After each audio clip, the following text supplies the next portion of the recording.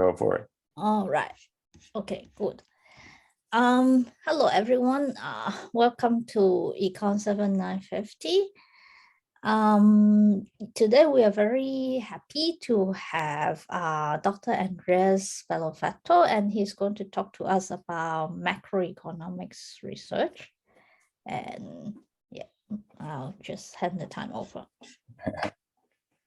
Okay, well, thank you very much, Priscilla, for inviting me to this guest lecture, and thank you all for joining virtually on the other side. Well, so like Priscilla said, my name is Andres, and today I'm going to talk about conducting research in macroeconomics with a special focus on master thesis type of macro thesis. Okay, so you'll see what I mean by that in a bit. So probably I won't take all the whole almost 2 hours of time, as I also hope to leave some time at the end for discussions and questions. But that being said, please feel free to ask me any questions or make any comments, either using your microphone or via the chat as we go along. Okay, so just a little bit of background about myself. Well, there's my full name. I go by my middle name for some reason. I am originally from Argentina, but I did my PhD in the US. And I joined UQ almost 7 years ago as a teaching and research academic. And what I do is research at the intersection between macroeconomics and public economics. Okay, so I'm gonna give you a few examples of the type of questions I am interested in later on, but this is but I'm looking at issues that have to do with fiscal policy design in general, taxation, and things like that. Okay, right. So what is the plan for today? So the first goal of today's session is to sort of give us some hints on how can you get started on doing some research in macro and finding interesting topics for you in macro. Okay, so here, yeah, the idea is to sort of give you some strategies, give you some pointers on how to ignite your interest in macro topics. Okay, so then once we go over that and imagine that you've found your macro research topic, the next task is to sort of approach this topic systematically. Okay, and the way I'm going to present this to you is in the form of sort of 3 questions that you need to address in any research topic, not necessarily a macro research topic. Okay, so these questions are the what. So what is the question that you want to address? Why is the question interesting, and how are you going to do to answer this question? So which methods are you going to apply? So this sort of process for attacking your research question is probably something that Priscilla has also talked about, maybe with different words. But I'm going to be as specific as I can in terms of macro. So, and more importantly, I'm going to talk about the how. So how do we do things in macro typically, and where is usually a master student's comparative advantage, and things like that. Okay. So after that, the idea is to give you some more concrete examples on, well, what is, first of all, the standard of a good macro economics paper. So we'll talk about a nice example. based on my research. And this is this is the first item here. So this is basically to set the standards of what state-of-the-art modern macro research does, or what is it expected to do. Okay. So then what we're going to do is to what I'm going to do is to give you some examples based on my own supervision. And for these examples, I'm going to draw on some honors and master thesis for you to look at. Okay. So here the idea is to set the standards not of what state-of-the-art macro does, but what are you expected to do, or what are you expected to achieve in a master thesis, and in particular in a master thesis in macro. Okay. All right. So that's the goal. Again, please feel free to interrupt with questions or any comments. That's more than welcome. Right. So just some useful readings for you.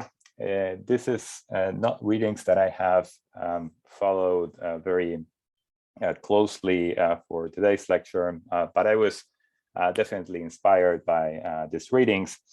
And while they're not specifically targeted at macro itself, and probably you've encountered some of this before, I wanted to share this with you because, I really hope that when I first started doing research, I had come across this paper. So, this first paper is by Creedy, Starting Research. It's in the Australian Economic Review. This one here is by Pishk. It's a more than a working paper. It's just a set of notes. It's a very short 5-page items on with some pointers. And I strongly recommend that you read that. It's going to take you no more than 10 minutes. And finally, this is a classic reference when you want to think about doing economics research in general, and it's a paper by Varian on how to build an economic model in your spare time. Okay. All right. So these are just fun reads, and they're helpful for someone who's just starting to do research. Okay. Well, so without further ado, let me start by setting the stage and ask you, what do you think macroeconomics is? Okay. So here is a word cloud with different related terms or concepts that are connected to macroeconomics in general. So here we have GDP, policy, business cycles, and so on. Okay. Now, if you think carefully about what macro is, turns out it's a really broad topic. Okay. And while there are many definitions out there, this is one that I like personally.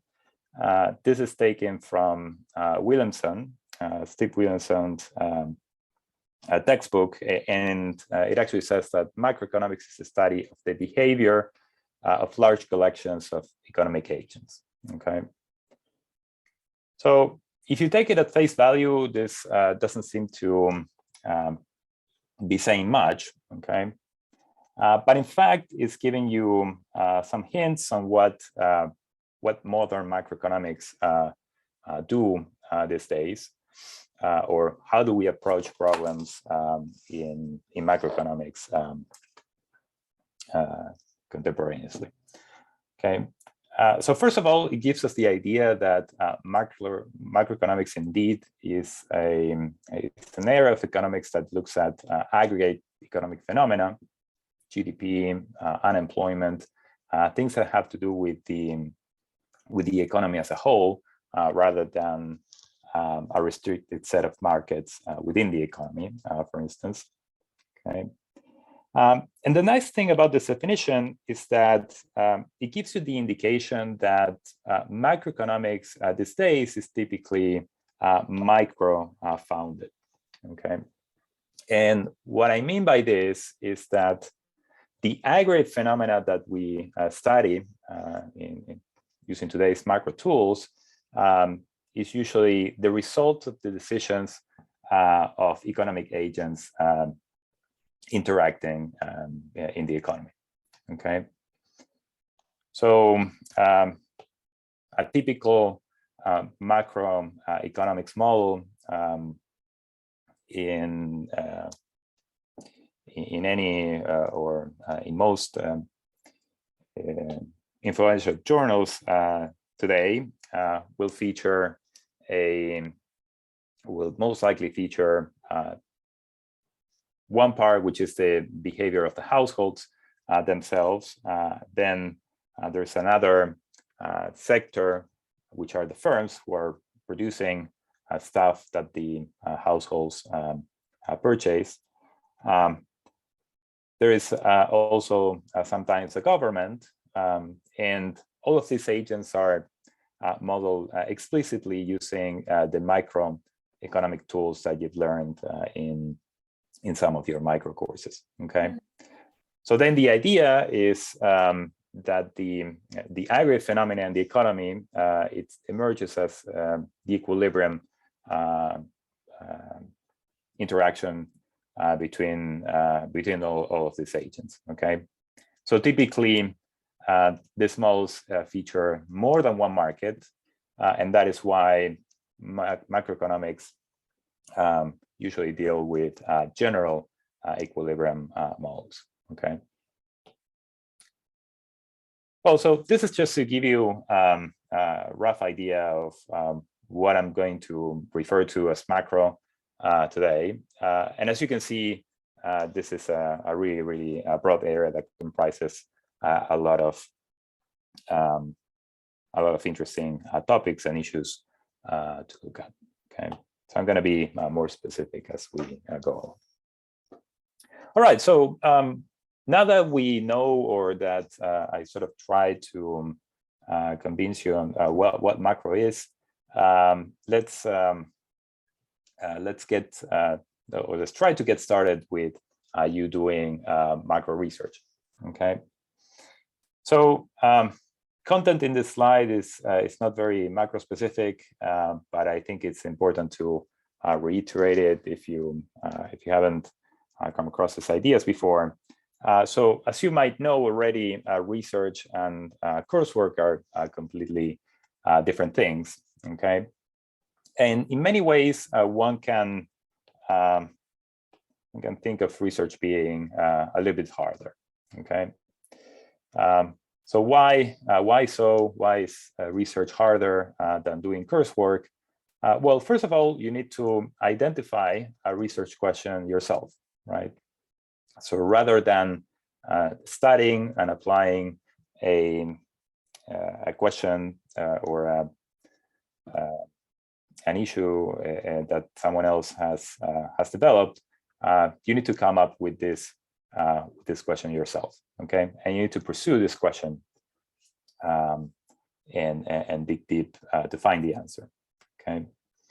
Now, the questions that you're going to come up with if you're going to do research should ideally be good questions, okay? And they should be feasible, all right? And what I mean by good is, the question should be interesting and should be original, at least, right? But on the other hand, this question has to be feasible, right? So you have to be able to answer this question with the tools that you know, with the skills that you have. Okay, so that's where you typically have a trade-off, right? Because many good questions cannot be answered, right? With the tools that you already know. Okay, so in fact, most ideas, most of the questions we're going to come up with are not really good ideas, right? Unfortunately, And this happens to all of us, right? So maybe these ideas are not that interesting. Maybe they're not that original. Maybe they don't make sense. Maybe all of the above, right? But that's something that we have to face, right? And at the same time, most ideas, even and especially the good ones, they're not going to work, right? So in fact, when you do research, you have to be mindful that, well, you're going to have to deal with frustration, right? So be aware that that things might not work, that you're going to face a lot of obstacles. But well, the name of the game here is to find a way around it. Okay. And the last reason why research might be quite different from what you do in coursework is that progress in research is often non-linear. Okay, and what I mean by this is that you're going to be going through periods where nothing seems to be going ahead, nothing seems to be working, and then all of a sudden you're going to go through periods where you're going to make very good progress. Okay. All right. So that is a downside. But on the other hand, research can be much more gratifying than coursework, right? So there has to be a silver lining here. Otherwise, why are we doing this? And well, essentially, when you do research, not only you're going to learn a lot of stuff, but you're also going to be able to transform the way we conceive the world, at least in a very specialized and particular sense. Okay.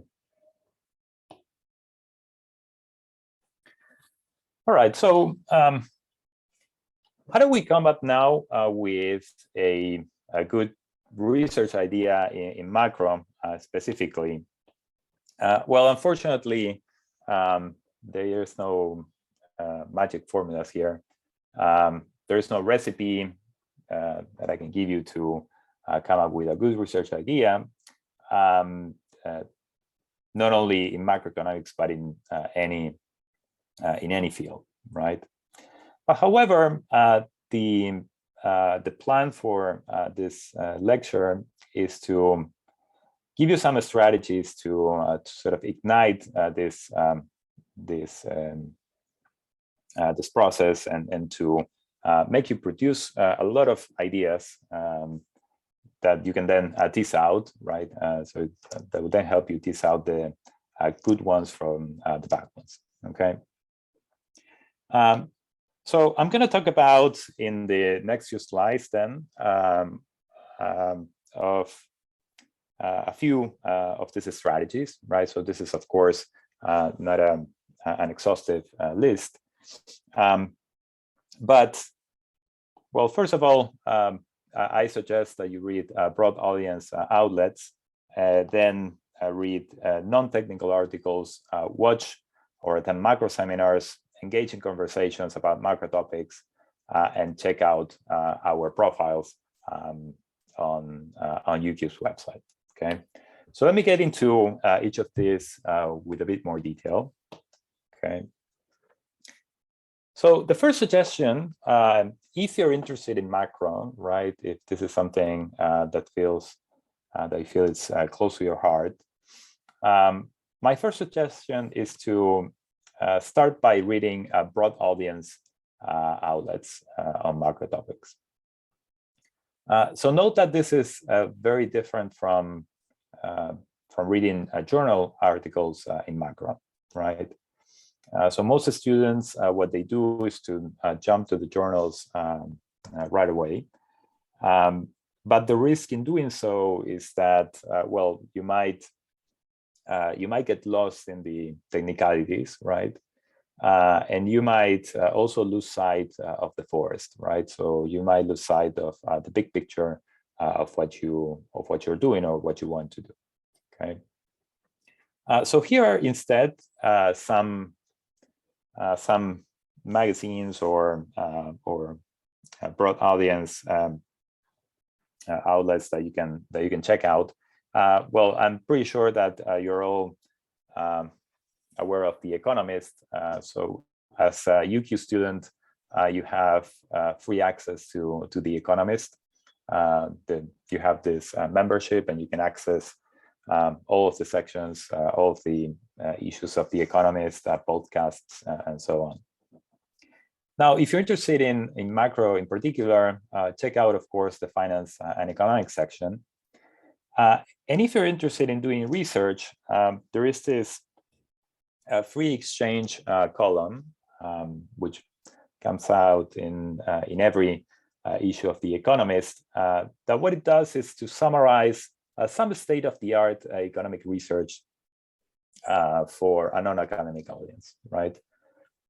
So this is not reduced to macroeconomics research, but most of the times it is, right? So it's definitely a good section to take a look at. So for example, whenever there is a Nobel Prize in economics announced, the free exchange section is going to tell you why this Nobel Prize winners won this prize, in fact. Well, another outlet that I strongly recommend is The Conversation, right? So this is short articles that are written by academics, right? But that are pitched to a general audience as well. Again, if you're looking at macro topics, look at the business and economics section. A blog that many people are not aware of is the House tax policy. Okay, so this is a blog by the Tax and Transfer Policy Institute at the ANU, and it is similar to The Conversation in the sense that here you have academics writing about maybe topical issues, maybe about their own research, and so on. Okay, this is more Australia specific, of course. Excuse me. Another section or section of a magazine or a newspaper that I recommend that you take a look at is Grogonomics. So this is a column in the Guardian newspaper by Greg Jerikos. I'm not sure if I'm pronouncing his last name correctly. But it typically touches on topical issues at the time, and it does a pretty rigorous analysis. And of course, this is something you can easily digest because it's a broad audience article. Okay. So one advantage of The Guardian, relative to other newspapers in Australia, is that it is free, right? So that's very important thing to have in mind. So when you look at these things and when you're trying to find your macro topic, well, my suggestion or my tip is that you look for topical issues, and this is something that in macro is fairly easy to achieve, right? So think about, for example, issues that are connected with the Australian budget, with the rising oil prices these days, with the war, macroeconomics effect of COVID-19, and the list goes on. Okay. So looking at topical issues is probably a good strategy, right? Because most likely it's going to attract the attention of your assessor, right? So that's a head start for getting a good mark in your master thesis. Okay. Yeah, please let me know again if you have any questions. Okay, so next step, or I mean, maybe you don't have to follow this order to get started with doing macro research. But what I recommend is to do some reading of survey or non-technical articles on macro topics. Okay. So again, I don't recommend going to the technical articles right away, right? This is an intermediate step, if you will. Where can you find those? There are two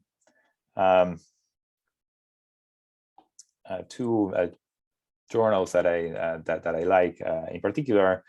One is the National Bureau of Economic Research Macroeconomics Annual. Okay, so these are proceedings of a macroeconomic conference, of an annual macroeconomic conference, which is quite prestigious around the world. It is done in Cambridge in the US.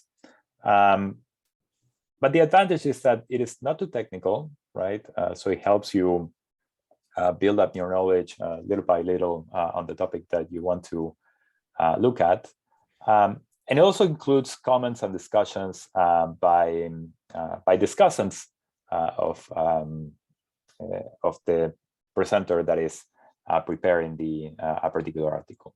Okay, so that's also nice for generating ideas on how, for example, to extend a paper or on looking at the gaps and the drawbacks of a particular paper.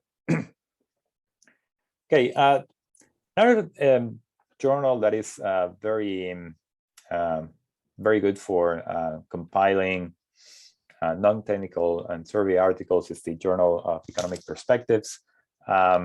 This again, it synthesizes research for a journal audience in particular topics. Okay, so once again, this advice here.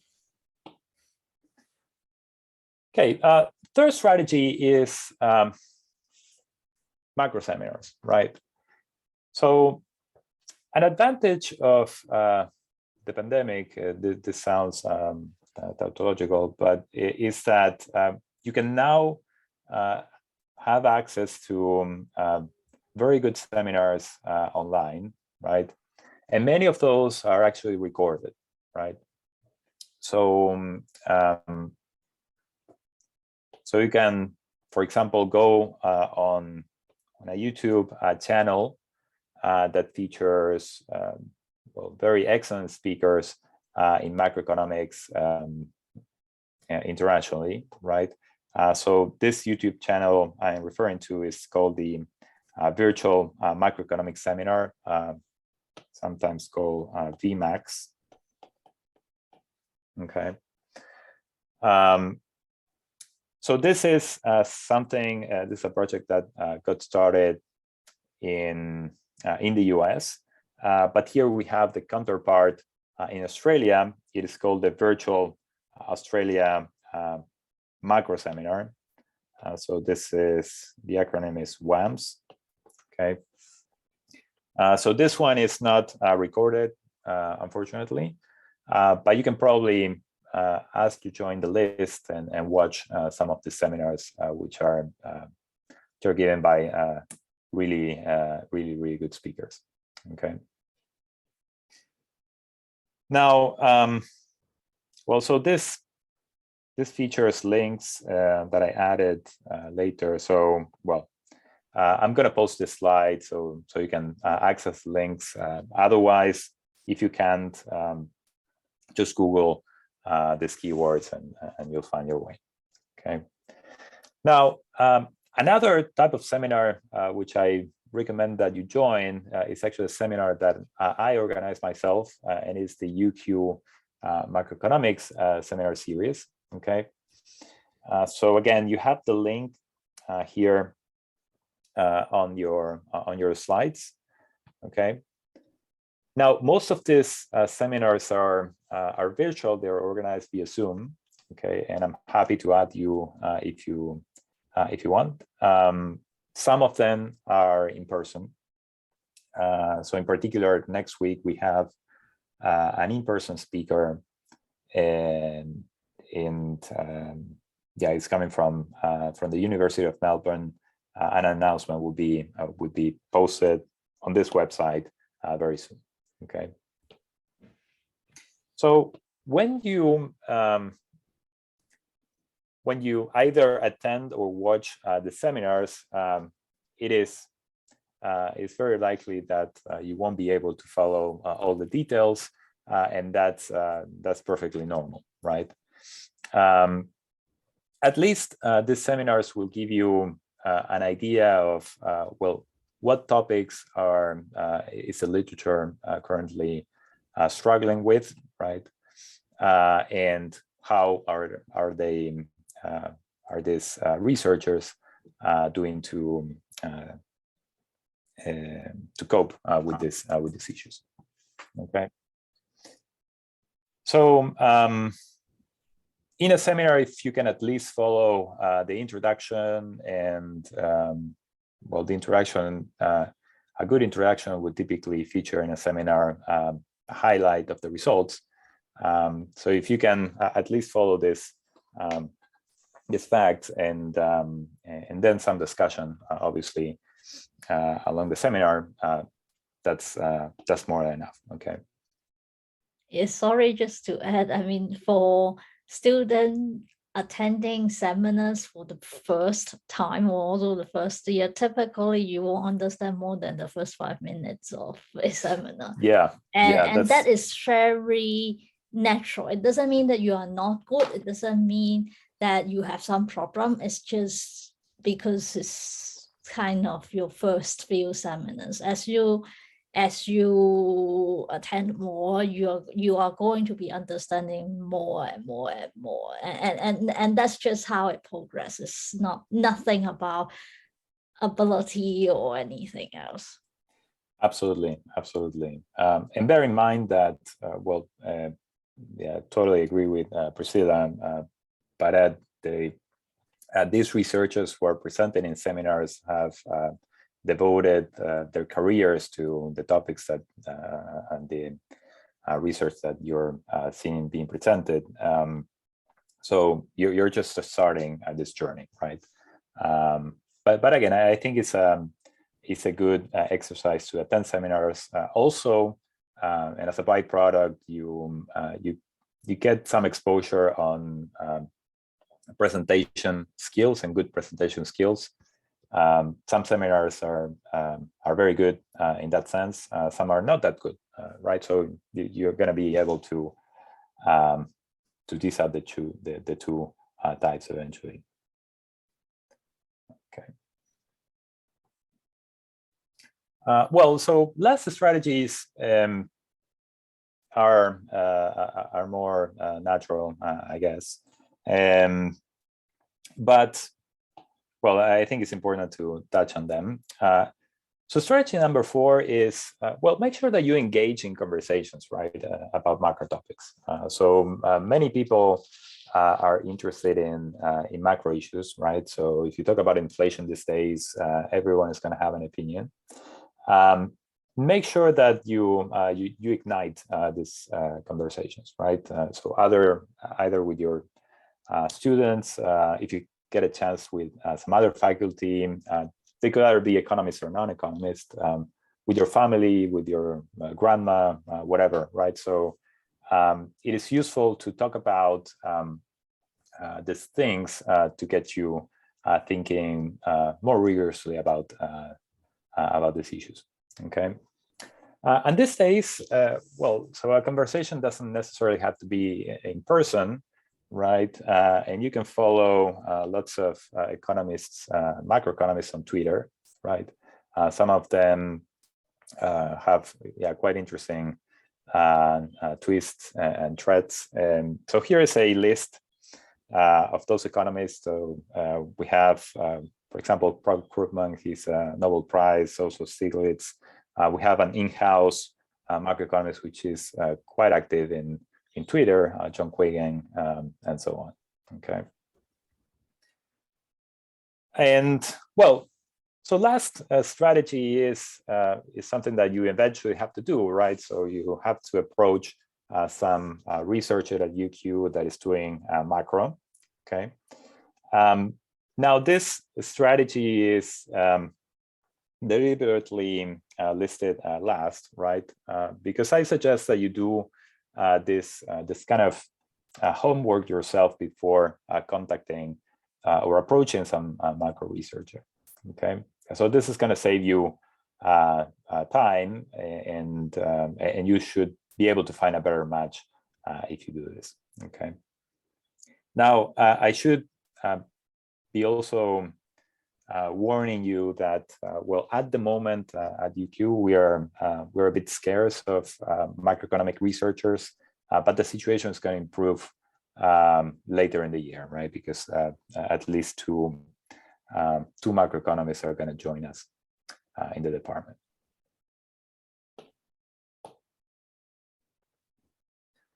Okay, so last but not least, do something that you like, right? So whatever topic that you choose, make sure that this is something that you really enjoy doing, right? So if you're not intrinsically motivated to do this research, the thesis is not going to be good, right? That's what it is. And bear in mind that you're going to spend significant amount of time and effort working on this research. So it better be something that you like, right? So don't make your lives miserable. Okay. Well, so that's what I have for this part of, well, so how do you get actually starting to develop an idea in macro? Okay, so again, please, if you have any questions, jump in anytime. But now, so imagine that you now found a topic that you like, right? So you still have to narrow it down a bit, and that takes time as well, right? But how do you approach this topic in a systematic fashion, right? So how do you make sure that your research project is such, right? So that it meets the standards of a good thesis. Well, essentially, you need to address three questions, right? The what, the why, and the how. Okay. So what is the what? Well, the what is what the question is. So what are you trying to address with your project? And if your project is finished, right, this what has a second part, which is, well, what is the answer, right? The next question is the why, right? So why do you think this question is important, right? So who cares about this issue that you're looking at? Okay, so why, again, should you be spending a lot of time working on this? Why should people even bother to read your thesis or your paper or whatever? Okay. And the last question is the how, right? So how did you find the answer, or how are you planning to find the answer to the question that you posted, right? So this means what methods are you planning to apply for addressing this question? All right. So think about an example, right? Why is Australia so much richer than Argentina these days, right? So this is a very famous question in growth and development. So Australia and Argentina, they are two countries that in the beginning of the 20th century, they were very similar, right, in terms of GDP per capita, right? They are countries both in the southern hemisphere. They have similar endowments, similar geography, climate, and so on. Now, starting from the 1900s, the development of these countries started to differ quite a bit, right? And nowadays, Australia's GDP per capita is more than twice that of Argentina, right? So what explains this fact, right? So that could be, for example, your what. okay? Now, the why in this example, so why is this important? Well, there are a lot of implications behind this, right? So if we understand why is Australia so much different from Argentina, well, this is something that's going to be on which Argentinian policymakers are going to be quite interested in, right? It is also important for Australia, right, to know what explains this difference, because, well, they can that way avoid the fate of Argentina, right, or the economic fate of Argentina. And it's also important for extrapolating these lessons to other countries, right? So that sort of explains the who cares, right? How are we going to answer this question, or how can we, we're planning to answer this question? Well, so we can start by looking at data on the economic performance of Argentina and Australia, and then look at data on the different potential factors that explain this difference in development, right? So this could be macroeconomic policies, climate shocks, other type of shocks, institutional factors, educational factors, and so on, okay? So we're gonna make sure of measuring and correctly identifying all of this. And then most likely we're gonna build a model, for example, a growth model to explain this facts in the data, okay? And then maybe once equipped with this model, we're gonna do some counterfactuals and sort of try to understand what is the relative importance of these factors that we identified, okay? So that's just one example, and a stylus one, and this an answer. It's a question that has many answers out there if you Google it, but I think it is useful to fix ideas, okay? But now, more generally, so what is the what in macro? So what kind of questions are we trying to address here? Again, this is a really broad field, and whatever looks like aggregate phenomena is something that to which we can apply macro machinery to it. So these are typical questions. The first one is goes on the lines of my previous example, but then also, well, what causes, for example, fluctuations in economic activity, causes of inflation, again, very topical these days, and somewhat related, right? So, well, we're seeing that inflation is rising in the last few months for many different reasons, but is it necessarily bad, right? So is inflation, does inflation have to be necessarily zero, or is there an optimal level of inflation that is actually above zero, right? So in macro, we also study this sort of the trade-offs involved in having positive versus zero inflation.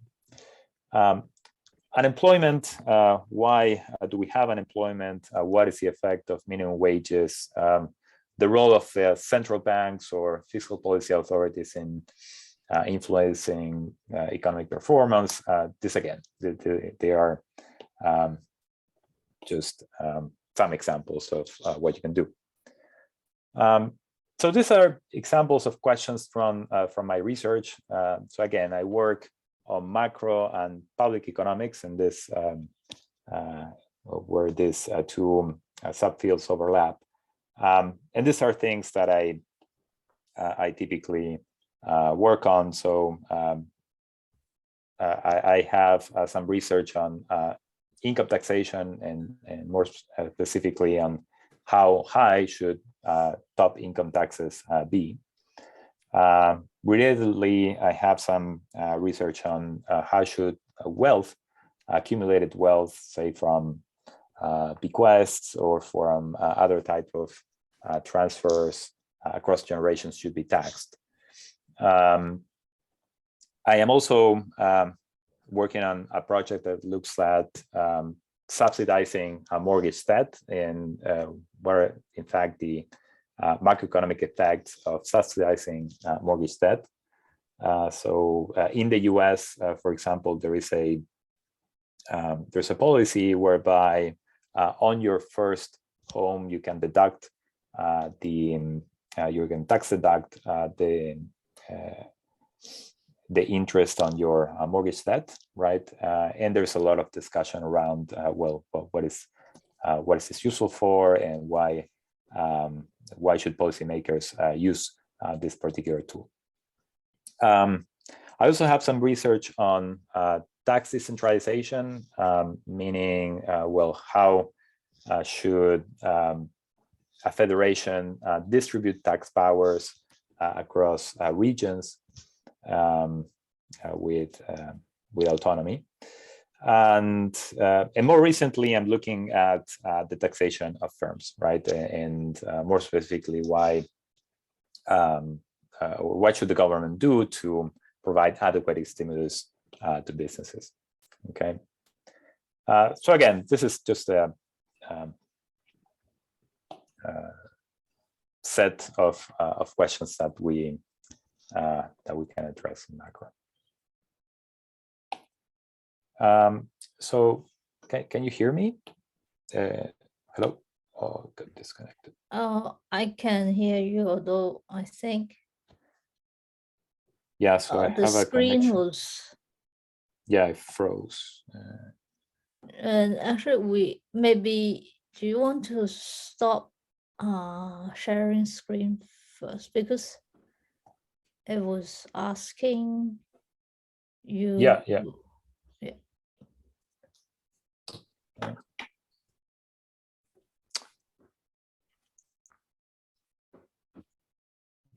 It might be the internet. So it might be on my end. Let me know if you want me to try again. Or do you want me to? I can also share your slides, because I have your slides here. But then you need, but I will have to control. I do that. The little sign. Let me try, if I may, to connect again. Do you want me to? Maybe I'll stop my video first, so that it reduces your internet load, and then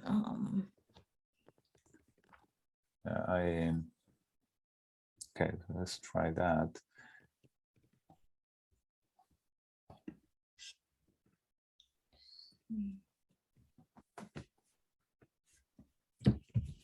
Well, what I can do is to share from my laptop,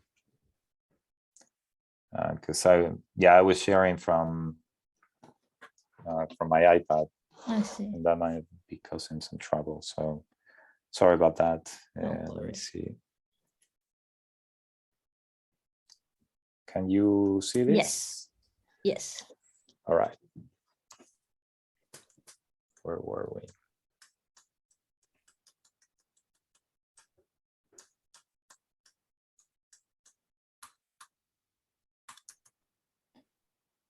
Okay. Although it's not moving right now, if it is. Oh, okay. So let me, I think I can fix that. Some share.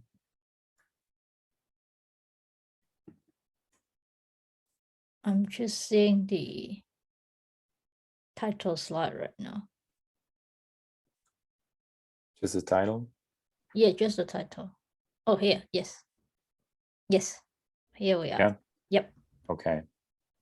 But not in full screen. Yeah, not in full screen. Okay.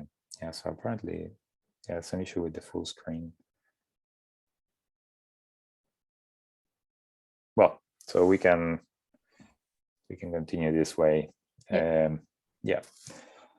Okay, so sorry about the technical issues. Don't worry. So let me move forward. Well, So I just presented to you lots of macro questions, right? Something so you can shop around.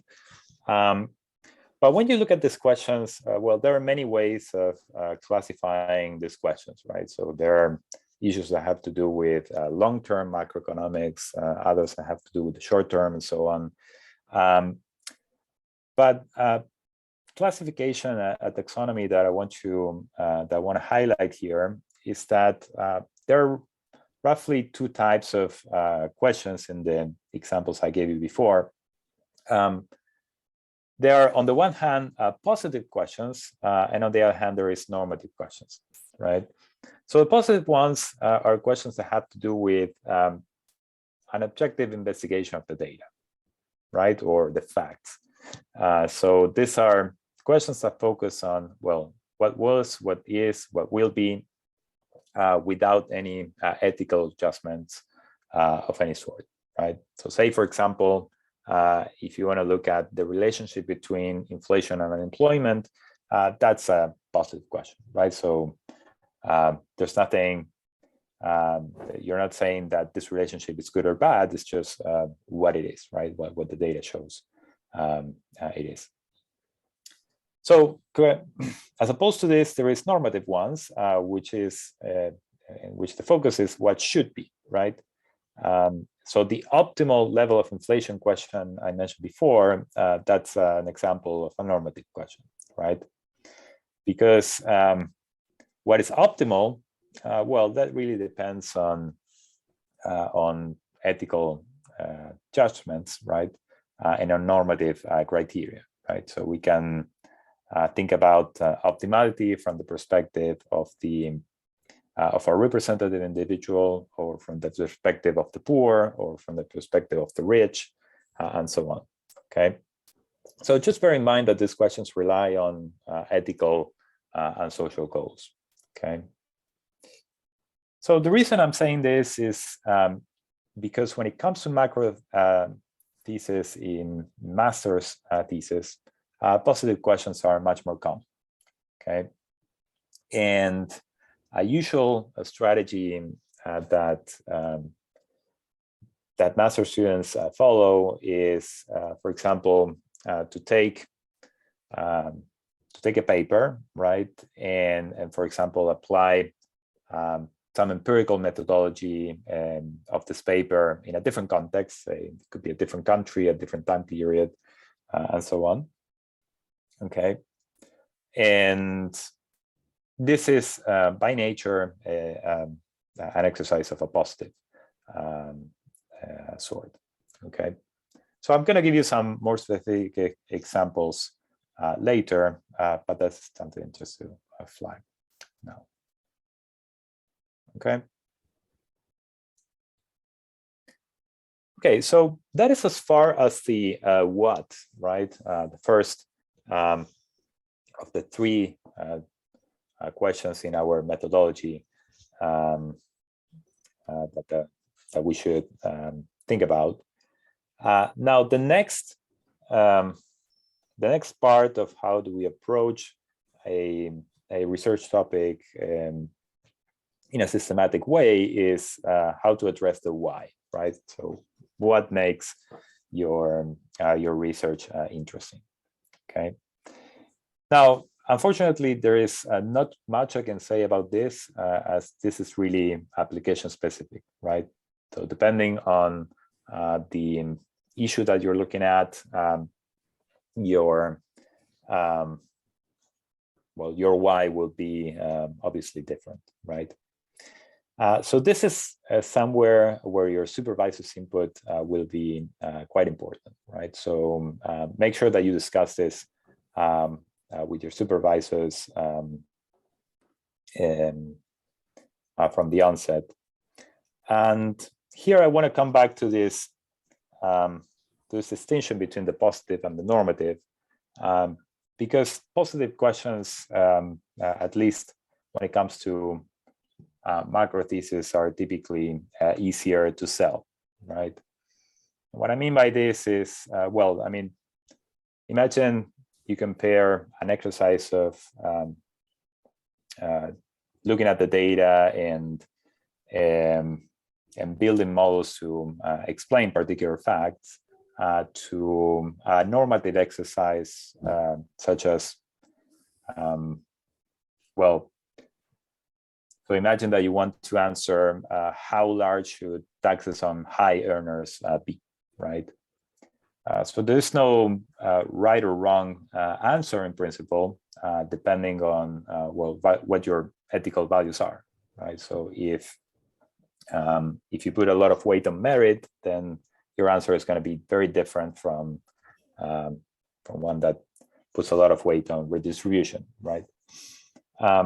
So this is a discussion that is very important to have in macro and in economics in general, but it's probably not, well, there are exceptions, of course, but if you go for something, a more positive analysis, you could get around it, right, in your master's thesis. Anyway, so this is just an advice from my personal experience, and again, there might be exceptions, but the important thing I want to highlight here is that you shouldn't leave the why till the end, right? So in research, you sort of have to operate in two modes. There is the big picture mode and the sort of detail mode, right? So when you work on the details, right, so you're making progress on something that you're already committed to do, but at the same time, you have to think about the about this big picture mode, right? So take a step back, think about why you're doing what you're doing, and where is it going to lead you, okay?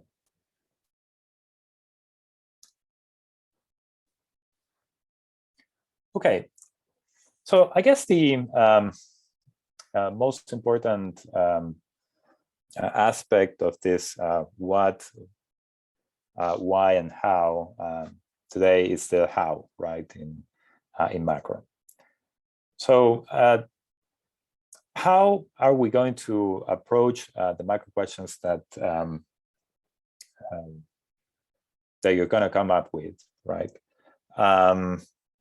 Here I'm going to follow, or which methods are we going to apply? So here I'm going to follow these economists, right?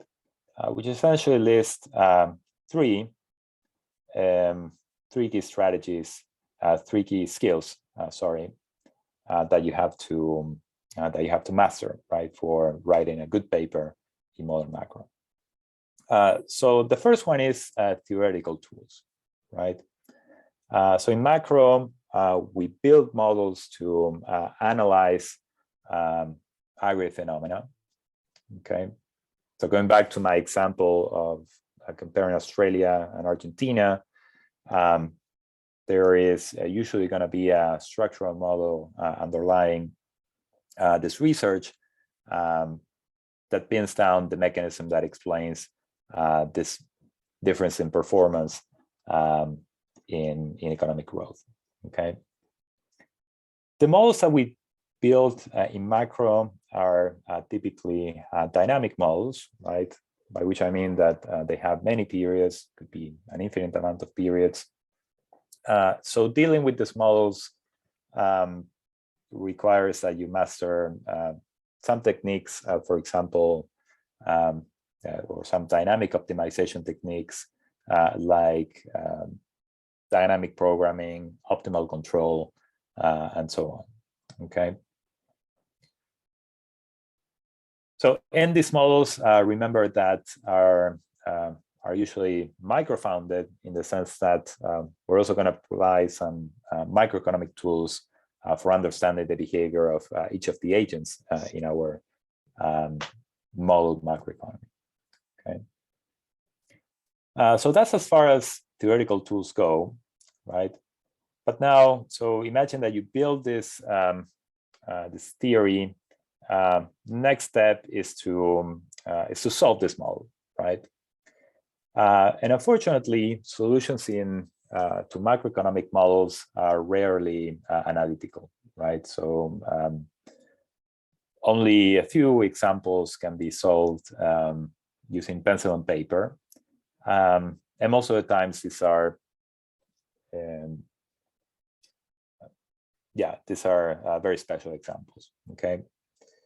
So what typically happens in macros, so how do we make progress, is by just turning on a computer, right? And approximating the solution to our models numerically, okay? So say we set given values for the parameters in our models, and then we simulate these models and see what happens, right? So for this reason, if you're planning to do your research in macro, maybe not only for masters, but later on, any computational skills, any ability that you gain with computational software will be very valuable, right? So macroeconomists these days can use MATLAB, Python, Julia, and so on. But if at least you know some programming language, then this is a skill that it's easily transferable to write your codes in some other language. Okay. So key tools are then theory, computation, and the last one is empirical tools. Okay. So the very reason why we are building up these models is to understand some facts in the data, right?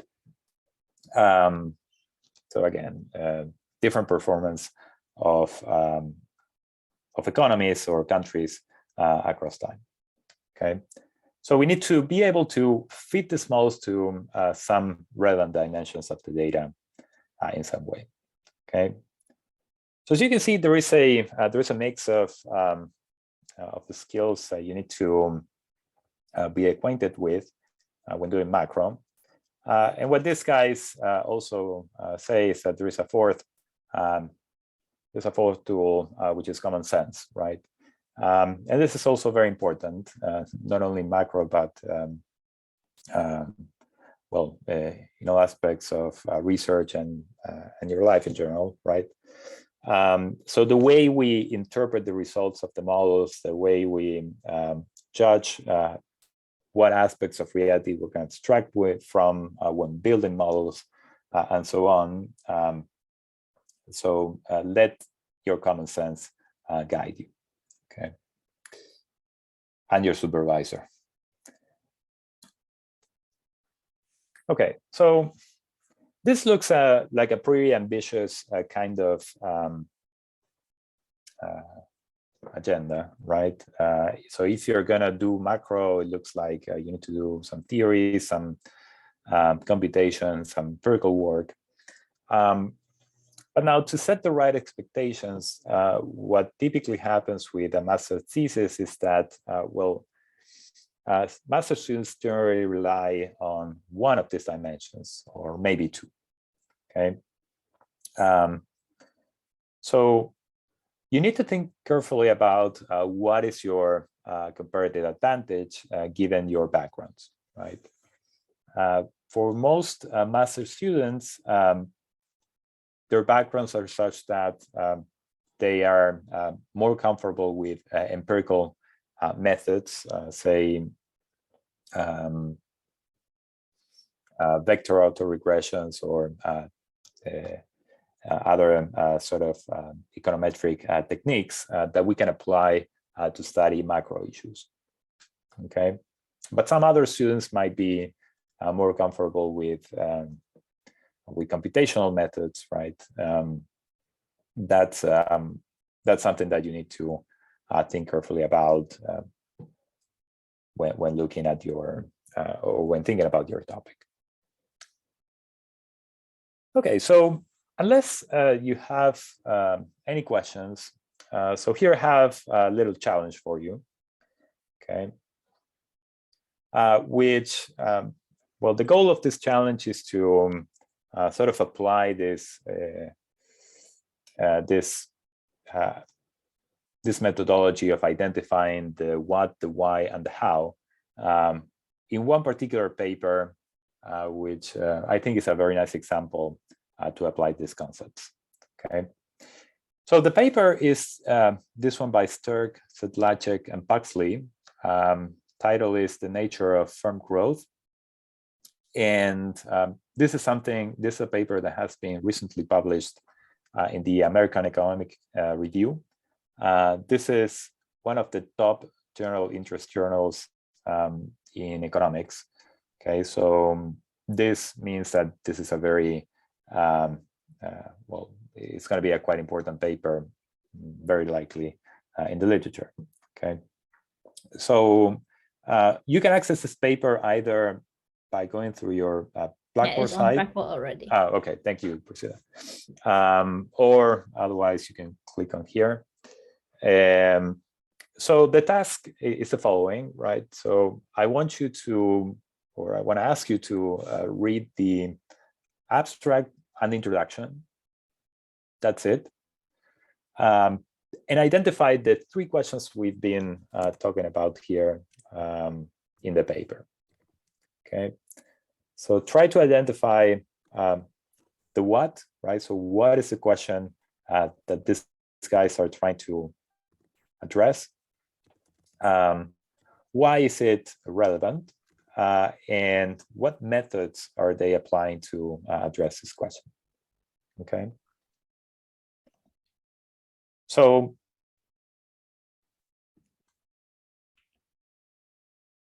in the around minutes, but Priscilla, let me, if you want to give. Sorry, I'm losing you right now. Can't really hear. Persons to take a break. Can you hear me now? Hello? Yes. Hello. Yes. Yeah, it looks like I have an unstable connection. Yep. No, so I was asking you, I mean, maybe we can do either 10, 15 minutes.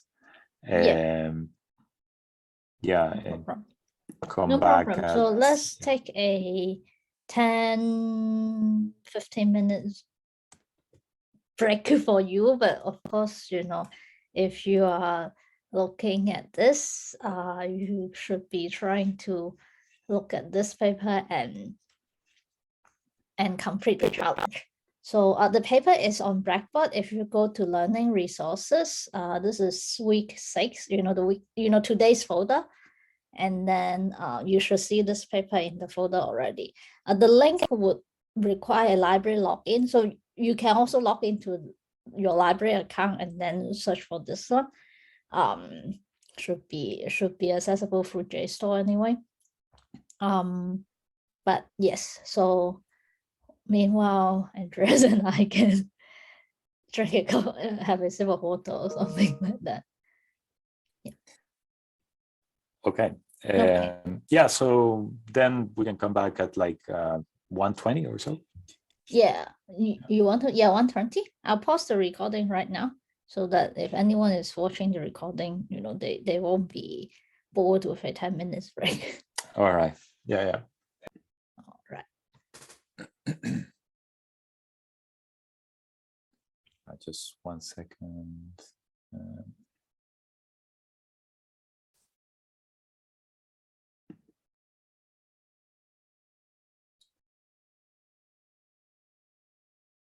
Yeah, all good. Yeah. All right. Well, so should I take it away, Priscilla? Yep. Yeah. Okay. Well, so let's see what you guys have found. So I think this is also a useful exercise for you to, for one, when you have to build your literature reviews in your master's thesis. So typically these questions is something that you can easily find in the abstract, introduction, and conclusions. And so those are the 4 sections that you need to read in a paper.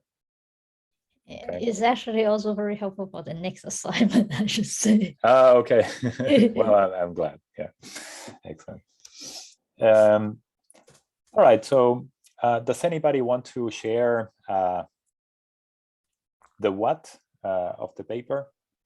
So what is the question that the paper is trying to address?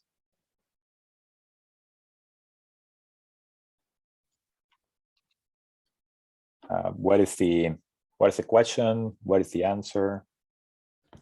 I'll have a crack at it and say, I guess the main question it's answering is that whether like the sort of difference in firm growth is basically driven by the previous difference between these like sort of developed firms, or whether it's driven by sort of like a stroke of luck or like an impact which goes on after they sort of start the company. Yeah, that sounds good. So you were breaking a little bit at the end, but thank you for that. Yes. So the what is essentially of this paper is so what causes these differences in firm growth, right?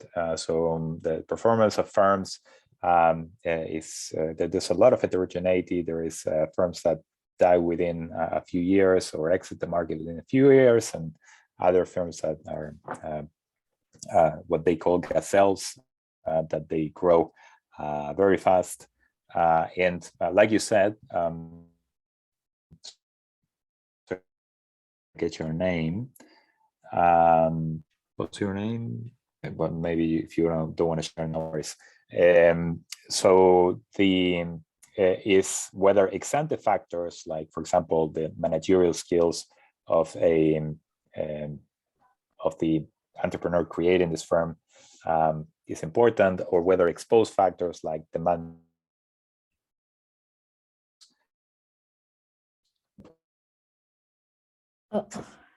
and sorry, what is the answer? Sorry. Or is the internet again?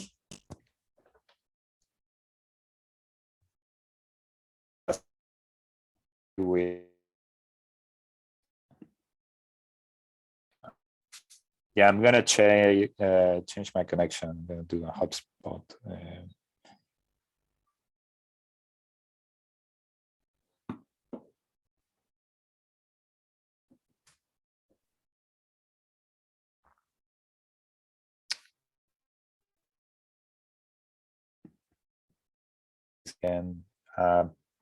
Can you hear me now? Yes. Yeah. Yeah. Okay. Well, so just to recap, well, this was a paper. What was the what in this paper? So I'm going to share, by the way, these solutions with you, so you can do well in your assignment. So what I was saying is that the paper studies the relative importance of ex-ante versus exposed factors and explain the heterogeneity of firms' growth paths, and also its implications for macroeconomic outcomes, right? So why this difference between ex-ante and exposed factors is important for the economy as a whole. Okay. Now, what this paper finds is that actually ex-ante factors are more important. Okay, so and they are more important in the sense that it is the main determinant that has more weight in explaining the firm size distribution and the firm's dynamics that we see in the data. B, this ex-ante heterogeneity can strongly affect has a strong interaction with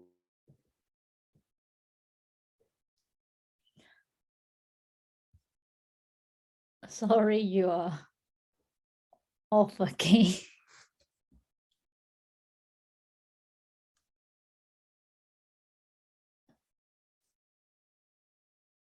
Oh.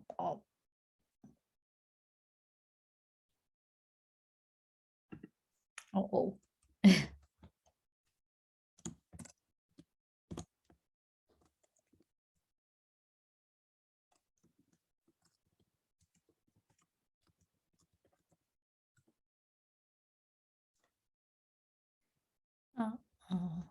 Oops. Okay, let's see. Don't worry. We'll try to fix it as much as we can.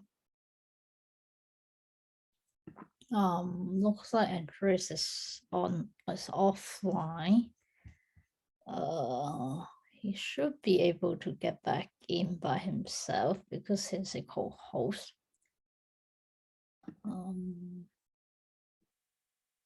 So let's just wait for a while and see if he can get back in.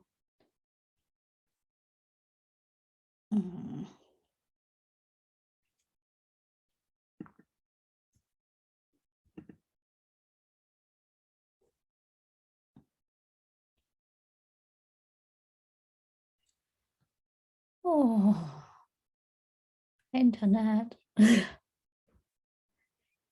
I'm sorry about this, but this is the problem of internet connection.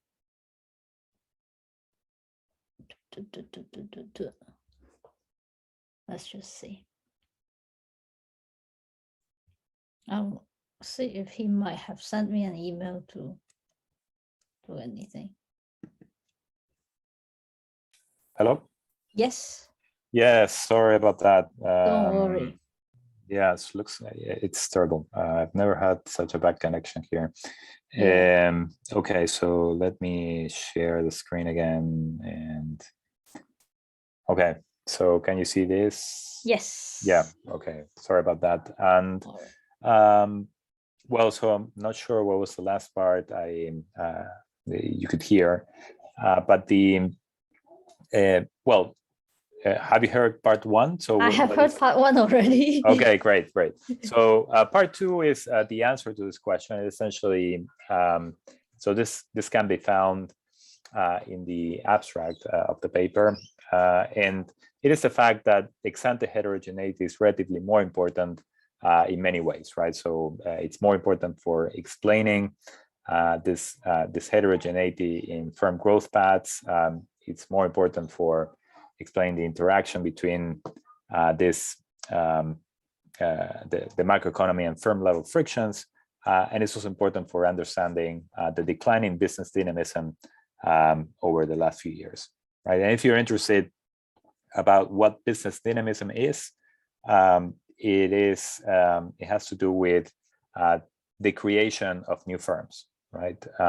So what people have documented in many countries, including the US and Australia, is that over the last few decades, there has been fewer startups, significantly fewer startups than before.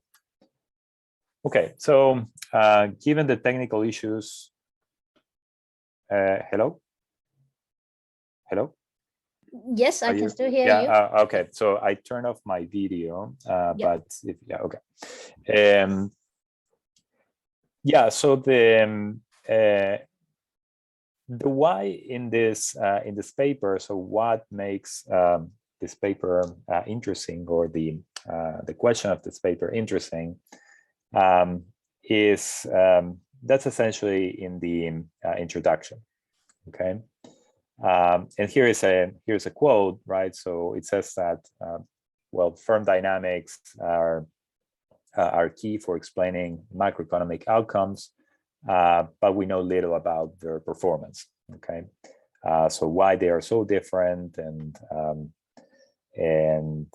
how it interacts with the macroeconomy. So this is where the paper jumps in, right? So the authors will try to fill in this gap. Now, finally, how is the paper going to address this question, right? So what are the methods that are going to be used? I think this is a nice paper in the sense that it illustrates these three tools I highlighted before. Okay, so first of all, what they do is to do a reduced form statistical analysis, right? Where they're going to pin down the relative importance of ex ante versus ex post shocks, right, in driving heterogeneity in firms. And then what they're going to do is to construct what they call a full-blown structural macroeconomic model with firm dynamics to address other questions that cannot be addressed in this reduced form analysis. Okay. Now, this structural macroeconomic model, the authors refer to, if you have time to take a look at the paper later, so you see that it is a model that features firms, that features households, that they interact with each other, and the authors solve for an equilibrium in this model, okay, along the lines of what we've been discussing before. The solution to this model, again, if you take a look at the paper, is computational, right? And that's again, this is an illustration of how these micro tools are put to work. Okay. Okay. Well, so I hope this was somewhat helpful for fixing ideas. And what I want to do next and last is to bring in a concrete example of a thesis I have supervised, and that would sort of be helpful for setting the standards of what are you expected to do in your master's thesis. Okay. Now, this is an honors thesis. Okay. The criteria for honors and master's thesis are a bit different, but they do share the tight time constraint for writing up the thesis, right? So both the honors. I would even say the honors students have even slightly more time because they can start before the. Oh, okay, yeah, thank you for that. So okay, then okay. I mean, a lot of honors students would have approached supervisor before they start the honors year. So I see. Yeah, so yeah, even if nominally they have 2 semesters, both honors and masters, yeah, master starts later. Yeah. Well, so I guess that, well, the message I want to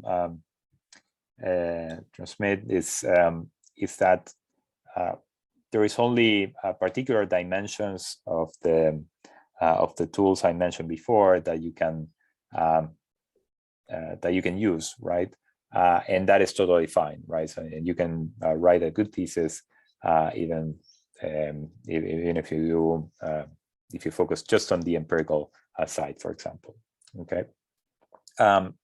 Well, so this thesis is by this person, Nicholas Markovich. It's a thesis that you can access via UQ library, and it is, here's the title: is the sources of firm heterogeneity in Australia.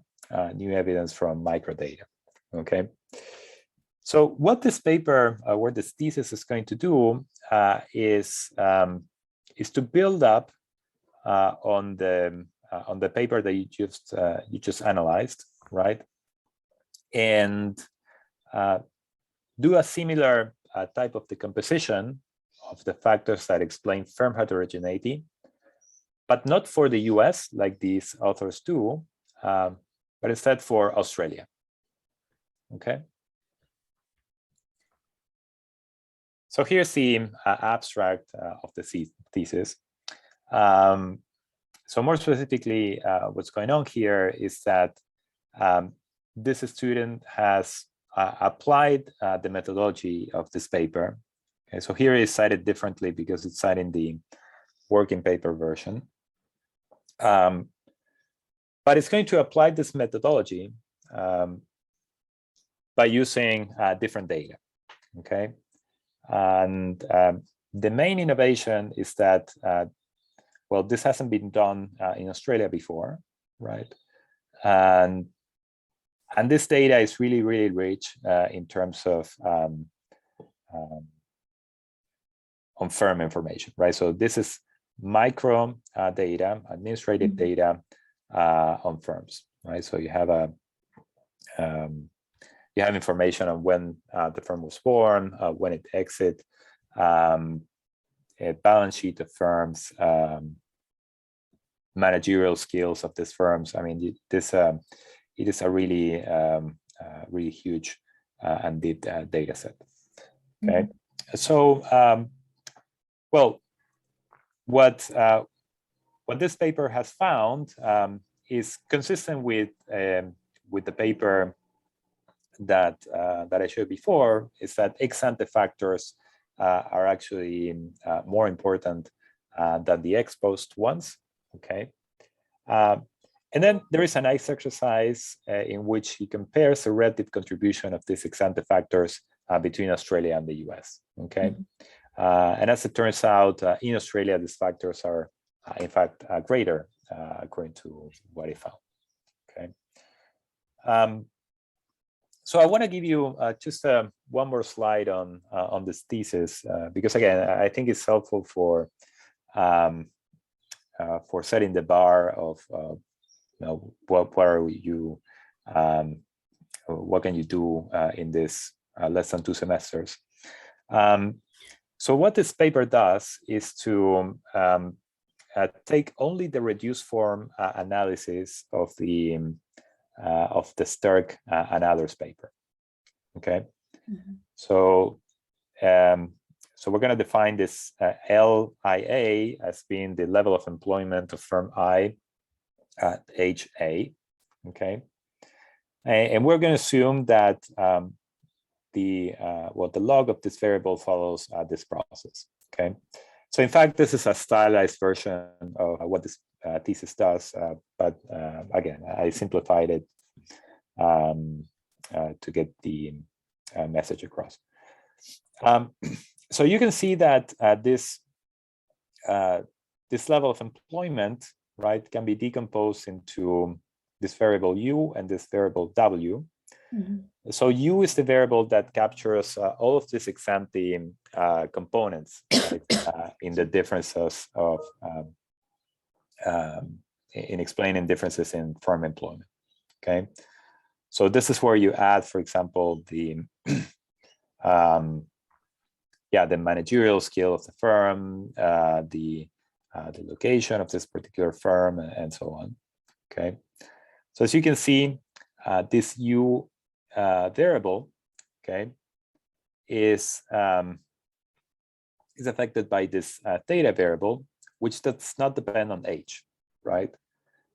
So this variable, which is an IID process, right, is going to eventually die out at some rate. Okay, but all of these factors encapsulated in this variable is capturing what happened before the firm started up in the market. And the second variable W, right? So this is capturing the ex-post components, right? So things that affect firm employment and therefore firm growth after the firm enters the market, right? So compared to this one here, note that the shocks that affect this variable, they are these epsilons that are actually indexed by age as well, right? So in every period, this firm is going to experience a shock epsilon, say consumers like their product more or less, and that's also going to affect how many workers this firm hires. Okay, so well, this is just to give you an idea of what the reduced form model is, and the main contribution of the thesis is to re-estimate this model, okay, or actually a richer version of this model, by using microdata on Australian firms, right? And this is just a picture of the main results. So here, what I'm showing you is the relative contribution of ex-ante factors towards the variance of unemployment, right? So the larger this red line is, the more important ex ante is compared to ex post factors. Okay, so as you can see, almost 20 years after the firm enters the market, ex ante factors contribute to more than 50% to the differences in employment in firms in Australia. Okay. All right. So yeah, that is one example of an honors thesis. If you go on the UQ library, you can also access other theses to check out and have as a reference, right? So I think this is important for you to have a standard. Here's one that I also supervised, and this is by Umay Kamal. This thesis is looking at also data on Australian firms, and it's evaluating whether the upper tail of the firm distribution is satisfying what is a so-called SIPS law, right? That is measuring 20% rule. Yes, right. So it's measuring the thickness of this right tails, right? So yeah, so this is done using public data for Australia, but it's it's just another exponent of what you can achieve, and this is probably closer to your heart because it's a master's thesis. Well, also there is this this thesis. It's an honors one as well. This thesis is looking at the also Australian firms, right, as well. So you can see where my research is going. But well, so in it's a good thing. I like firm data. Yeah. Yeah, I like it very much. So just to give you a highlight, because we have like 5 minutes. This is looking at the as it turns out, firms in cities are more productive, right? So that's a fact. Why so? It could be because of either selection, agglomeration effects, right? Selection means that firms are more productive in cities because competition is tougher in cities. Agglomerative effects have to do with the fact that, in cities there is positive externalities and so on, and so firms are more productive because of that. This thesis decomposes this too, applying another state-of-the-art technology or methodology using Australian data, right? Same data actually that Nicholas in the thesis I discussed before did. Okay.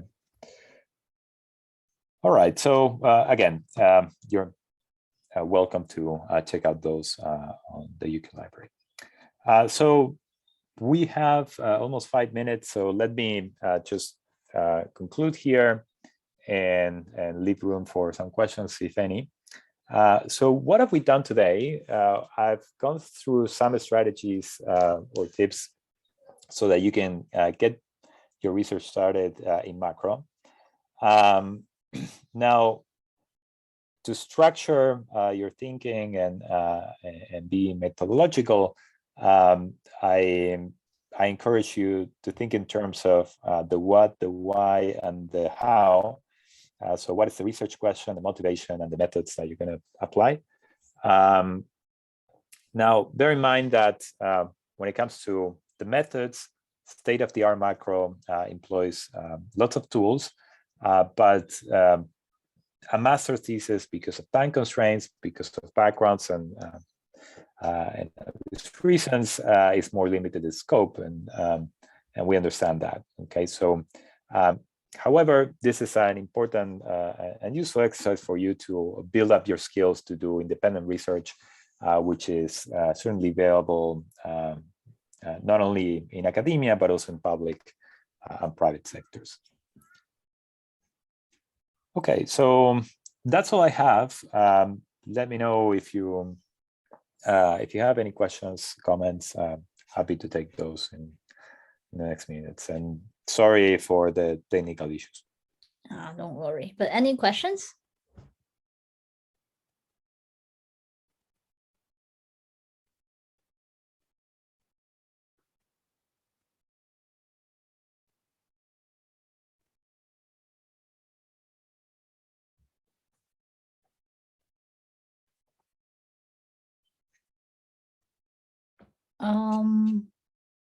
Well, if there's no question, then may I invite everyone to join me in thanking Andreas for this wonderful lecture.